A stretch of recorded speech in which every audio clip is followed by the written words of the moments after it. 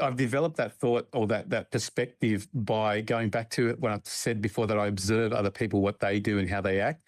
And I've seen some really successful senior managers who work extraordinary number of hours, like just work Saturday, work Sunday, work long hours.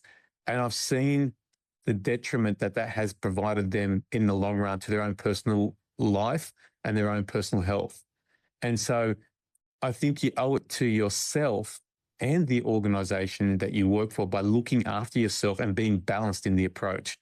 Now, I'm not saying that if you've got a time frame, you've got to deliver a certain tender or you've got to deliver a certain board paper for a certain business case, and you work 7 days straight and you work the weekend and you sacrifice and you make that conscious choice, no problem.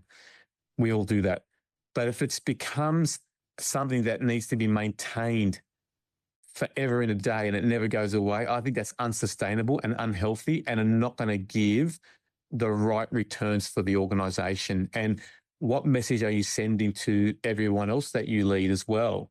It's just not a sustainable practice. And so, I've worked with an organization now that, we have to have late meetings in the afternoon because we're owned by a global company. And to my discretion, I use that time. So if I've got a meeting starts at 6, I'm going to finish at 8 and I might have one a bit later, it's okay for me to leave work a few hours early, go to the gym for an hour, come have a shower and then have dinner and then jump back online. I manage that discretion.